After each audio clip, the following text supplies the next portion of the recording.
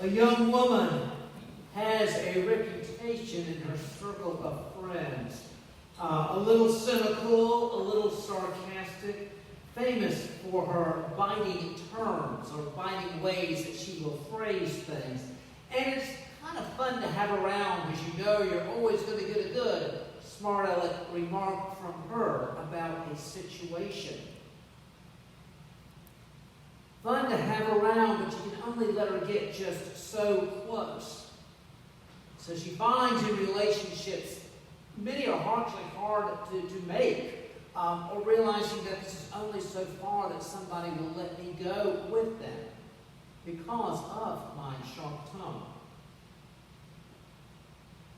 One Sunday she hears a sermon on the tongue and the need to tame it from the book of James. She realizes that her wit has been driving people away. Does she want to get better? So a man at work and at his place, he is tolerated, you could say. He does just enough to check the marks. So there's no, you couldn't let him go because he doesn't do his job. He does his job. He checks it all off, but that far and no further. And so he has never moved along, moved ahead. He hears in the sermon, do your work heartily as unto the Lord. He never thought of it that way. Does he want to change his work ethic? A couple are at odds. It's a velvet prison. It's not as bad as what they see so many places, but it's not really it's not working, and it's not working either. It's in a zone. It's a velvet prison. They attend a Christian marriage conference, and here we really see for the first time God's blueprints for marriage. Do they want to apply them?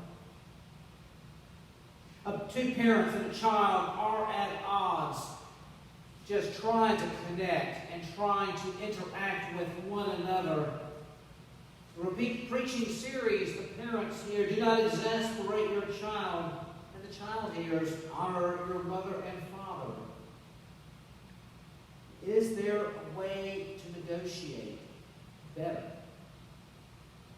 Do they want to be made better? Today, in this interaction with Jesus and this individual at the pool, we see a request, we see a response, we see a reaction. Do you want to be healed? Do you want to be well? Jesus asks the man. Looking at that, I must admit a commercial came to mind. The ones for Captain Obvious. You may have seen it. He promotes Hotels.com. And he's known for making these comments that are very obvious, holding a sign that says, if you can read this, you can read. There is water in the pool. The best way to enjoy the view is to look at it. Hotels.com, it's on the internet. As we have the narrator doing this sort of sensible announcement through there, we see Captain Obvious making these kind of ridiculous statements. It's humorous, it's funny. And I must admit, my first thought was, do you want to be healed? Well, what do you think?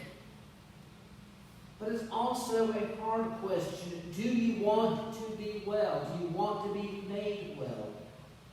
Do you want to be healed? This man is hopeless, powerless. Look at his response. When the water disturbs, somebody else always beats me to it. He does not see any options. We cannot see his face. We don't see the face of Jesus. We don't hear the tone of voice in what is said. We only have the words here.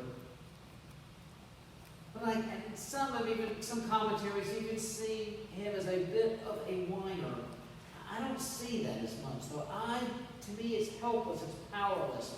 I'm brought here, but I'm never close enough it's somebody else always beats me to it just because of my condition. And that was a legend that the waters would be stirred periodically. If you got there first, you would be healed. Do you want to be well? Do you want to be healed? The hard thing for those, even in some addictions and negative habits and destructive patterns, unproductive patterns, they can become very comfortable. You can learn to work with them and around them. For 38 years, this man must have some kind of support system, because for 38 years, somebody's been bringing him every day and been taking him back at night, and we would assume then that he has a place to stay. And he has to starve for 38 years, so there's some kind of provision in place. It's just kind of his thing to do. In the morning, get him out of the house, get him down there in the pool. He's there, just waits. And he can sit there. He's got something, he's had something to eat, so he's not hungry. And then in the evening, somebody brings him back to wherever he is at night. There is a comfort, not the best in the world, but there's a comfort to that. Do you want to be made well? What holds you back? The man, for one thing, sees no options. He is helpless. He is hopeless. I'm never there in time. It never seems to work. But I wonder if sometimes, in some respects, there's a bit of fear as well, because there is comfort. I've got a pattern here, and I know how it works. Sometimes it's the case of the devil you know versus the devil that you don't know, because changing would be scary. I was given years ago a really fancy schmancy fountain pen as a gift. And I opened it up and looked at it and was trying to figure out how to get in these cartridges, and I could not figure it out. And I began to take it apart, see if I could, maybe there's something I'm supposed to do. Well, I had a lot of parts, and I couldn't figure out how to put them back together again. And I just had it kind of boxed up and just kind of kept it in the drawer for years. And finally, at one point, all the companies wonk, and just kind of, at first, this is like horrible price for having it fixed. It's like, I just need to put it back together. If it can't be done, then I'm going to throw it out. And she said, okay, just mail it to us. We'll put it back together for you. So they did it and brought it back. I still could not figure out about the cartridges. And so I kept it with me. Now, I brought it with me when I first came out here to Texas. And you know, at North Park Mall, there is a Monk store. And so one Friday, I was living in North Dallas, so it wasn't that much of a drive. I just said, hey, I brought it. What do you do? Well, she showed me there's one part you usually screw it out, because if you want to fill it with ink, that's what you have it for. But if you use cartridges, you don't use this part. You put the cartridge in here, and there it is, and there it works. So there was that fear thing, was if I take it apart, sometimes it's like that, if I take it apart, can I put it back together again? A group of women were once in this discussion group, and their lives were kind of at a crossroads, and what do we do next? And it meant a season of asking some hard questions about life. We've got to put it on the table before we put it back together. And well, the woman just said, look, I can't keep on with this. It's like a watch. If I take it apart, my life works enough for me. I'm okay with it. It's not the best, but I'm okay with it. If I take it apart, will it come back together? Maybe it's that fear holding him back. Jesus speaks directly to this situation. Do you want to be healed? He brings up his reasons. And Jesus says, get up. Walk away from this pattern of life for 38 years and do something. And the man sees hope. He's tired of the way things are, and he has hope for a positive step forward. This man gets up and he walks away. He can quote the line from the song, he gave me hope when hope was gone. He gave me strength to journey on. can be better. Now what follows, and we have some of that reaction in our second lesson today, is the concern. Jesus was healing on the Sabbath. Now keep in mind, the officials are already put out with Jesus. So it wasn't like, oh, we just thought he was wonderful and now he did this. They're already put out with him. This is just another piece. And the whole thing about working on the Sabbath. Short background, the people had been bad years ago and had gone into exile. We talked about that. They went into exile. And the thing is, we did not keep God's law. If we ever get back to the promised land, we're never going to do that again. Okay, I get that. All right, we need to obey the law. How do we know exactly that we're obeying it? And so a series of regulations or guidelines were set up, which in and of itself is not a bad thing. You want to know, okay, here I'm being obedient, here I'm being disobedient. And there's nothing wrong with that as guidelines. But eventually those guidelines became everything and were lifted above everything. And so that's where they're getting worked up. In all of this, Jesus is clearly claiming divine prerogatives. You know, essentially saying, yeah, I understand about the law. I was there when I gave it to you. It's God the Father, God the Son, God the Holy Spirit, 3 in 1. I was there, okay? It's like going to an author and saying, well, I think in this book the author meant this. And the author saying, well, I wrote the book and this is what I meant, okay? So he is clearly claiming divine prerogatives, and that's what will get him in trouble with the officials even further. We have the reactions, but the man knows he has been healed.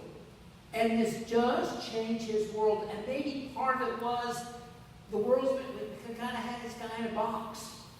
What do we do with him now? In the Synoptic Gospels, there's a story of a man who is healed. He's believed he's possessed by demons. He's in an area that is Gentile, so you can't bring the Pharisees on this one because there are pigs involved. And the demons all go into the pigs, and the pigs run away. This has been the town crazy man who hung around the tombs. And I guess someone dropped off food for him to get sometime, but they just kind of know how to deal with them. And Jesus heals him, and all of a sudden he's in his right mind, and the people are going, could you leave, please? Not great, the town crazy man's in his right mind. Our world has been changed. And sometimes that's the scariest thing. If I make these changes, can I deal with a brave new world? And does that need further change? A gentleman was sharing in a men's group and walking them through an issue had been in their family. His wife had 3 children, and one son had been got in drugs and gone to drug rehab.